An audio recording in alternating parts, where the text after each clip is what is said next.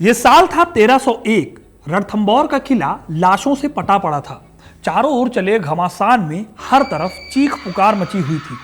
इसी माहौल के बीच में मोहम्मद शाह नाम का एक घायल मंगोल नेता भी था जो अपनी आखिरी सांसें गिन रहा था। यह वो सैनिक था जो कभी अलाउद्दीन खिलजी का वफादार था, लेकिन रणथंभौर की जंग में वो उसका दुश्मन बन गया था। अलाउद्दीन ने जब उसे दर्द से कराहते देखा तो उससे पूछा, अगर मैं तुम्हारा इलाज करा दूं तो तुम मेरे लिए क्या करोगे? कभी उसके वफादार रहे इस शख्स ने अलाउद्दीन से कहा कि ठीक होते ही सबसे पहले मैं तुम्हारी हत्या करूंगा और उसके बाद रणथंभौर की गद्दी पर हमीर देव चौहान के वारिस को बिठाऊंगा और जीवन भर उसकी सेवा करूंगा। दोस्तों, सवाल यह है कि मोहम्मद शाह जो कभी अलाउद्दीन का शागिर्द था, उसके मन में राणा हमीर देव के लिए इतना सम्मान क्यों आया? और थे कौन ये राजपूत राजा हमीर देव चौहान? राजस्थान और राजपूतों के इतिहास में इनका नाम इतने सम्मान से क्यों लिया जाता है? हमीर देव चौहान वो राजा थे जिन्होंने सिर्फ अपने राज्य में आए एक शरणार्थी की मदद करने के लिए अलाउद्दीन से जंग लड़ी थी और शरणार्थी की जान बचाने के लिए उन्होंने अपने प्राण त्याग दिए थे। आज राजस्थान के सवाई माधोपुर जिले में जो रणथंभौर का किला है, उसी किले में हमीर देव चौहान और अलाउद्दीन खिलजी के बीच युद्ध हुआ था। 3 बार खिलजी की सेना को हराने के बाद एक शख्स की गद्दारी के चलते हमीर देव की हार हो गई थी। ये वो हमीर देव थे जिन्होंने कहा था कि वो खिलजी के शरीर पर 4 लाख जख्म देंगे। ये वो हमीर थे जिनके साथ उनके साथी ने गद्दारी ना की होती तो खिलजी कभी इतना बड़ा सुल्तान बन ही ना पाता। इन्हीं हमीर देव के काल में साल 1301 में राजस्थान ने अपना पहला साका देखा था और पहला जौहर भी तभी हुआ था। अगर हमीर देव के साथ गद्दारी ना होती तो शायद राजस्थान के इतिहास के 2 और जौहर ना होते। अब सवाल यह है कि आखिर अलाउद्दीन और हमीर के बीच जंग क्यों हुई? वो गद्दार कौन था जिसने अलाउद्दीन से हाथ मिला लिया था? और कैसे 3 बार अलाउद्दीन की सेना सिर पर पैर रखकर भाग खड़ी हुई थी? आज के इस वीडियो में आपको इन सभी बातों के बारे में पता चलेगा, तो वीडियो को इन तक जरूर देखिएगा, क्योंकि अपना इतिहास नहीं जानोगे तो खुद को कैसे पहचानोगे। अगर आप स्विगी से ऑर्डर करते हो और पैसे बचाना चाहते हैं तो आप एक्सिस बैंक के माई जोन क्रेडिट कार्ड को अप्लाई कर सकते हैं। ये credit card life time free और इसके साथ कई सारे ऑफर्स भी हैं। लिंक डिस्क्रिप्शन में है, चेकआउट करना मत भूलिएगा। सवाई माधोपुर से 17 किलोमीटर दूर एक भव्य किला है। इस किले को रणथंभौर के किले के नाम से जाना जाता है। इस किले की आलीशान दीवारें राजपूत योद्धाओं, उनकी बहादुरी और साहस के गौरवशाली और घटनापूर्ण इतिहास की कहानी बयां करती हैं। इसी रणथंभौर किले की शानदार सुंदरता की ऐतिहासिक संरचना हमें हमीर देव की कहानी से भी रूबरू कराती है, जो कि एक बहादुर राजा थे। ये अपनी वीरता, बुद्धिमत्ता और चरित्र के लिए यानी कैरेक्टर के लिए जाने जाते थे। ये राजस्थान के पहले राजाओं में से एक थे जिनका सामना अलाउद्दीन खिलजी से हुआ था। अगर आपने मेवाड़ में रानी पद्मावती के जौहर की कहानी सुनी है तो उससे भी पहले यहां पर जौहर हुआ था। लेकिन इस कहानी को जानने से पहले हमें थोड़ा सा जानना होगा हमीर देव चौहान के बारे में, और फिर यह समझना होगा कि अलाउद्दीन खिलजी का शागिर्द मोहम्मद शाह कैसे हमीर देव का इतना बड़ा भक्त बन गया। दोस्तों, हमीर देव चौहान असल में पृथ्वीराज चौहान तृतीय के वंशज थे। जी हाँ, वही पृथ्वीराज चौहान जिनका सामना तराइन की लड़ाई में मोहम्मद गोरी से हुआ था। हमीर देव ने 1282 से लेकर 1301 तक रणथंभौर पर शासन किया। अपने 12 साल के शासनकाल के दौरान हमीर देव ने 17 लड़ाइयां लड़ी और उनमें से 13 में उनकी जीत हुई। उन्होंने मालवा, आबू और मंडलगढ़ पर कब्जा कर लिया और इस तरह अपने राज्य को उन्होंने काफी हद तक बढ़ा लिया था। दिल्ली के सुल्तान जलालुद्दीन फिरोज खिलजी राजपूत राजा के बढ़ते कद से नाखुश थे। जलालुद्दीन ने रणथंभौर पर हमला किया और कई सालों तक उसे घेरा रखा। हालांकि उसे कामयाबी नहीं मिली और फिर उसे लौटना पड़ा दिल्ली। इसी बीच जलालुद्दीन खिलजी के भतीजे अलाउद्दीन खिलजी ने उनकी हत्या कर दी। इस तरह से रणथंभौर के सामने एक पुरानी फौज लेकर नया दुश्मन खड़ा था जिसका नाम था अलाउद्दीन खिलजी। इसी बीच एक घटना होती है जिसके चलते अलाउद्दीन खिलजी और हमीर देव की दुश्मनी और भी ज्यादा बढ़ जाती है। दरअसल साल 1298 में अलाउद्दीन खिलजी के सैनिक गुजरात को जीतकर जीता हुआ माल लूटकर वापस आ रहे थे। इसी लूट में खिलजी को मलिक कफूर भी मिला था, जो आगे जाकर उसका सबसे खास गुलाम सेनापति बना था।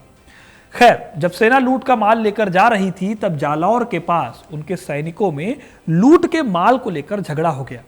असल में अलाउद्दीन के सेनापति अलगू खान और नुसरत खान ने अपनी सेना से खुम्स की मांग की।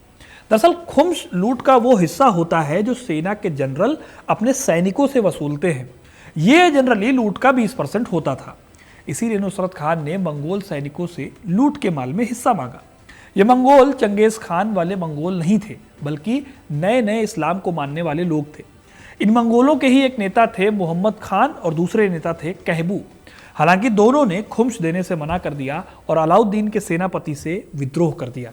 विद्रोह में दोनों को जान बचाकर भागना पड़ा। इसमें मोहम्मद शाह जान बचाकर भागकर पहुंचे रणथंबोर। अब दोस्तों, रणथंबोर में जो राजा थे वो राजा थे हमीर देव। जब उनसे मोहम्मद शाह ने शरण मांगी तो हमीर देव ने शरणार्थी की मदद करने के अपने धर्म का पालन किया, बिना ये देखे कि मोहम्मद शाह कौन हैं और उन्होंने क्या किया है। हमीर देव ने उनको शरण दी। अभी कोई छोटी बात नहीं है। खिलजी की सेना ने गुजरात में सिर्फ लूटपाट नहीं मचाई थी, बल्कि भीषण नरसंहार भी किया था। इतिहासकार किशोरी लाल शरण के हिसाब से अलाउद्दीन की सेना ने कई मठों, महलों और मंदिरों को लूटा था। दिल्ली सल्तनत के इतिहासकार जियाउद्दीन बर्नी भी इस घटना का जिक्र करते हैं। इसामी बताते हैं कि लोगों ने जो जमीन के अंदर खजाना छिपाया था, सैनिकों ने उसे भी खोद कर निकाल लिया था। यही नहीं, मुस्लिम सेना ने इस्लाम की खातिर पूरे नापाक देश में निर्दयता पूर्वक लोगों का कत्लेआम किया और इसके साथ ही यहाँ मौजूद मंदिरों को तोड़ा गया और मूर्तियों को तोड़कर रौंदने के लिए जमीन पर फेंक दिया गया। इन सब के गवाह थे मोहम्मद शाह और उनके साथ खैबू। लेकिन फिर भी हमीर देव ने उनको शरण दी, क्योंकि उनका धर्म कहता था कि जान बचाने के लिए शरण मांगने वाले को बिना किसी शर्त के शरण देनी चाहिए। हमीर देव को अपने धर्म का इस तरह से पालन करते देखकर ही मोहम्मद शाह उनका कायल हो गया था। यही वजह है कि मोहम्मद शाह ने अलाउद्दीन की हत्या करने की बात उसके मुंह पर कही थी, वो भी तब जब अलाउद्दीन उसका इलाज करने की शर्त उसके सामने रख रहा था। खैर, हमीर देव ने मोहम्मद शाह को शरण तो दे दी, लेकिन इसका एक रिजल्ट ये हुआ कि अलाउद्दीन और हमीर देव के बीच में दुश्मनी बढ़ गई। इतिहासकारों के बीच अलाउद्दीन और हमीर देव की दुश्मनी की ये वजह सबसे बड़ी वजह मानी जाती है। लेकिन यह भी माना जाता है कि अगर मोहम्मद शाह ने शरण नहीं भी मांगी होती तो भी अलाउद्दीन खिलजी और हमीर देव का टकराव तय था, क्योंकि अलाउद्दीन खिलजी की महत्वाकांक्षाएं बहुत ज्यादा थी। उसे अपने साम्राज्य का विस्तार करना था। खास तौर पर गुजरात से लेकर दक्षिण भारत तक को जीतने के लिए उसे राजस्थान से होकर गुजरना पड़ता। इसलिए आज नहीं तो कल हमीर देव और अलाउद्दीन खिलजी का टकराव तय था। यही वजह है कि साल 1301 में अलाउद्दीन ने अपनी सेना रणथंबोर पर फतेह के लिए भेजी। लेकिन अलाउद्दीन को नहीं पता था कि हमीर देव से पार पाना आसान काम नहीं है। कुल 3 बार अलाउद्दीन की सेना और हमीर देव की सेना आपस में भिड़ी और तीनों बार अलाउद्दीन की सेना को उल्टे पांव भागना पड़ा। पहली बार में अलाउद्दीन ने अपने सेनापति अलगू खान, नुसरत खान और अल्प खान को भेजा था। ये वही सेना थी जो गुजरात को जीत कर आई थी। अलाउद्दीन को लगा कि ये सेना ही हमीर देव को हरा देगी। हमीर देव से लड़ने के लिए नुसरत खान की सेना ने बनास नदी के पास डेरा डाला। यहाँ पर हमीर देव ने अपनी सेना भेजी। उनकी सेना का नेतृत्व कर रहे थे धर्म सिंह और भीम सिंह। इस भीषण लड़ाई में अलाउद्दीन की सेना हार गई। हार तो फिर भी ठीक थी, जो गुजरात की लूट का माल था इस सेना के पास, धर्म सिंह की सेना ने वो भी इनसे छीन लिया। इस तरह हमीर देव की सेना ने पहली लड़ाई बहुत अच्छे से जीती। फिर धर्म सिंह जो थे वो लूटा हुआ माल लेकर वापस लौट गए। लेकिन रास्ते में हिंदूवाट की घाटी में भीम सिंह की सेना फंस गई। उनकी सेना का टकराव फिर से खिलजी की सेना से हो गया। इस लड़ाई में फिर से खिलजी की सेना को भीम सिंह ने हरा दिया, लेकिन खुद वो लड़ाई में बहुत ज्यादा घायल हो गए और युद्ध के मैदान में ही उनकी मौत हो गई। उधर जब हमीर देव को यह पता चला तो वो धर्म सिंह से बहुत नाराज हुए और राजा के तौर पर हमीर देव ने धर्म सिंह की आंखें फोड़वा दी। फिर उनके बेटे भोज को उनकी जगह पर सेनापति बना दिया गया। अब दोस्तों, पहली लड़ाई में भले ही जीत हुई थी हमीर देव की, लेकिन अलाउद्दीन वो चुप नहीं बैठने वाला था। इस बार उसने फिर से अलगू खान और नुसरत खान की अगुवाई में सेना भेजी। वहीं हमीर देव ने अपनी तरफ से अपने भाई वीरम देव, रतिपाल और मंगोल शरणार्थी मोहम्मद शाह को भेजा। इस लड़ाई में फिर से खिलजी की सेना की हार हुई और यह हार इतनी बुरी थी कि राजस्थान में किंवदंती चलने लगी। कहा जाता है कि इस लड़ाई में हमीर देव की सेना ने खिलजी सेना की महिलाओं को कैद कर लिया था और उनसे पूरे रणथंबोर में मट्ठा यानी कि लस्सी बेचने का काम कराया था, यह बताने के लिए कि तुर्की सेना से हमीर देव की सेना को डर नहीं लगता। हमीर देव की सेना के आगे अलगू खान और नुसरत खान की सेना फिर से उल्टे पांव भाग खड़ी हुई और इस तरह दूसरी बार भी खिलजी की सेना ने मुंह की खाई थी। फिर दोस्तों अलाउद्दीन ने तीसरी बार और भी बड़ी सेना के साथ फिर से नुसरत खान और अलगू खान को भेजा। एक बड़ी सेना होने के चलते हमीर देव को इस बार कुछ झटका लगा। इस लड़ाई में रणथंभौर के किले के पास मौजूद झाइन के किले पर खिलजी की सेना का कब्जा हो गया। हालांकि फिर भी पूरी तरह से हमीर देव की हार नहीं हुई थी और खिलजी की सेना को बहुत नुकसान भी हुआ था, लेकिन झाइन के किले को रणथंभौर की चाबी माना जाता था। इस किले पर कब्जे के बाद नुसरत खान ने दो काम करने शुरू किए। पहला तो ये कि उसने सामने से हमीर देव से बातचीत शुरू की। दूसरा ये कि रणथंभौर के किले तक इन्होंने चुपचाप सुरंग खोदनी शुरू करा दी। नुसरत खान ने इस संधि के प्रस्ताव में हमीर देव से 4 लाख मोहरे, 4 हाथी और अपनी बेटी का विवाह सुल्तान अलाउद्दीन से कराने को कहा। बदले में हमीर देव ने कहा कि वो सुल्तान के शरीर पर तलवार से उतने घाव करेंगे जितने मोहरे तुमने मांगी, यानी कि 4 लाख मोहरे। जाहिर है कि इसके बाद युद्ध होना तय था, तो तीसरी बार फिर से दोनों सेनाओं के बीच में युद्ध शुरू हो गया। हालांकि इस बार की लड़ाई में तुर्की सेना ने रणथंभौर के किले के पास तक सुरंग खोद दी थी। नुसरत खान की सेना ने भी पूरा जोर लगा दिया था किले की दीवारों को गिराने का, लेकिन हमीर देव ने नुसरत खान का पूरा इंतजाम कर रखा था। उन्होंने किले के ऊपर से आग के गोले फेंकने शुरू कर दिए। इस हमले से एक बार फिर से तुर्की सेना के पांव खड़ गए और इस लड़ाई में नुसरत खान की मौत हो गई। इस तरह दोस्तों 3 बार खिलजी की सेना को हार का सामना करना पड़ा। इतनी बुरी बेइज्जती अभी तक खिलजियों की हुई ही नहीं थी, इसलिए इस बार खुद अलाउद्दीन खिलजी ने जंग की कमान संभाली। जब अलाउद्दीन रणथंभौर पहुंचा तो किला पहले से ही दिल्ली की सेना से घिरा हुआ था। उसने महसूस किया कि किले पर सीधा हमला करना पॉसिबल नहीं। रणथंभौर का किला ऊंचाई पर था जिस पर चढ़ाई करना मुश्किल था, इसलिए अलाउद्दीन ने रण नाम की एक जगह पर एक पहाड़ी पर डेरा डाला। यह पहाड़ी रणथंभौर के किले के बिल्कुल सामने थी। उसने फिर अपने सैनिकों से एक टीला बनाने का आदेश दिया जिससे कि किले की दीवार तक पहुंचा जा सके। इस तरह लंबे टाइम तक अलाउद्दीन और रणथंभौर की सेना के बीच टेंशन बनी रही। इसी बीच किले के अंदर राशन भी खत्म होने लगा था। अमीर खुसरो इस बारे में लिखते हैं कि किले के अंदर रोटी की कीमत सोने से भी ज्यादा हो गई थी। वही अलाउद्दीन भी यहाँ लंबे समय तक नहीं रुक सकता था, क्योंकि अवध और दिल्ली में अब तक उसके खिलाफ विद्रोह होने लगे थे। इसी वजह से अलाउद्दीन ने अगली चाल चली। उसे किले से बरसते आग के गोलों से निजात चाहिए थी, इसलिए उसने एक चाल चलते हुए संधि की पेशकश की। हमीर देव ने इस संधि के लिए अपने वफादार सेनापति रतिपाल को अलाउद्दीन के पास भेजा। हमीर महाकाव्य में कहा गया है कि अलाउद्दीन ने रतिपाल का बहुत सम्मान के साथ स्वागत किया। इसके बाद उसने रणथंभौर के गवर्नर का पद देने का वादा रतिपाल को किया और उसे अपनी तरफ मिला लिया। उधर किले में लौटने के बाद रतिपाल ने हमीर को बैठक के बारे में नहीं बताया। उल्टे उसने कहा कि अलाउद्दीन अभी भी हमीर की बेटी से शादी करके ही शांति को स्थापित करेगा।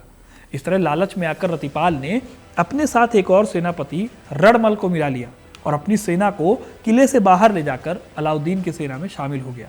अपने भरोसेमंद सैनिकों के धोखे और किले में पड़ने वाले अकाल से हमीर देव को समझ आ गया कि अलाउद्दीन अपनी चाल में कामयाब हो गया है और कभी भी उसका रणथंभौर पर कब्जा भी हो सकता है। फिर उन्होंने दोस्तों वो किया जो राजस्थान के इतिहास में इससे पहले नहीं हुआ था। उन्होंने आखिरी लड़ाई लड़ने का फैसला किया जिसे राजपूतों में साका कहा जाता है, जबकि इसी वक्त किले की महिलाएं जौहर के लिए तैयार थी। हमीर महाकाव्य के अनुसार हमीर ने मंगोल शरणार्थियों को सुरक्षित स्थान पर ले जाने की पेशकश की थी, लेकिन मंगोल नेता मोहम्मद शाह ने इस प्रस्ताव को ठुकरा दिया। उन्होंने जौहर तो नहीं करवाया, लेकिन अपनी पत्नी और अपने बच्चों को उसने मार दिया और घोषणा की कि वो हमीर के साथ आखिरी संघर्ष में शामिल होगा। इंटरेस्टिंग बात यह है कि हमीर ने अपने भाई वीरम को अपना उत्तराधिकारी बनाने के लिए कहा, लेकिन वीरम देव ने भी हमीर के आखिरी युद्ध में उसका साथ देने का फैसला किया। इस तरह हमीर के राज्य की महिलाओं ने जौहर करके खुद को आग के हवाले कर दिया। इस जौहर का वर्णन अमीर खुसरो ने किया है। राजस्थान के इतिहास का पहला जौहर था। वहीं दूसरी तरफ हमीर देव और उनके साथियों ने अपनी मौत तक अलाउद्दीन का सामना किया। राजपूत कहानियों में कहा जाता है कि हमीर ने बहादुरी से लड़ाई लड़ते हुए अपना सिर काटकर भगवान महादेव को अर्पित कर दिया था। वहीं उसके साथ ही मोहम्मद शाह को अलाउद्दीन ने हाथी से कुचलवा दिया था। इस तरह दोस्तों राजस्थान में पहला जौहर हुआ था। अगर रति देव और रणमल हमीर देव से गद्दारी नहीं करते तो अलाउद्दीन को मजबूरी में दिल्ली वापस जाना पड़ता अपनी गद्दी को बचाने के लिए, जिसके खिलाफ विद्रोह हो रहे थे। और अगर ऐसा होता तो ना ही हमीर देव को साका करना पड़ता, और शायद इस साके की ना होने से साल 1304 में जो मेवाड़ में साका हुआ था वो भी ना होता, जो राजपूतों के इतिहास का दूसरा साका था। हमीर देव पर जीत ने अलाउद्दीन को बहुत फायदा दिलाया, लेकिन सच ये भी है कि अलाउद्दीन को हमीर ने नाको चने चबवा दिए थे। अक्सर इतिहास में युद्ध के रिजल्ट से ज्यादा वो जुझारूपन अमर हो जाता है जो हमीर देव ने दिखाया था। अगर आपने हमीर देव की ये कहानी नहीं सुनी थी तो इस वीडियो को ज्यादा से ज्यादा शेयर कीजिएगा ताकि ज्यादा से ज्यादा लोग इस कहानी को जान पाए। अगर आप चैनल पर नए हैं तो चैनल को सब्सक्राइब कीजिए ताकि हमारे वीडियो आप तक सबसे पहले पहुंचे।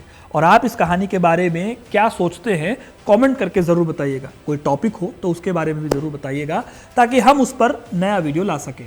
तब तक के लिए बहुत बहुत धन्यवाद।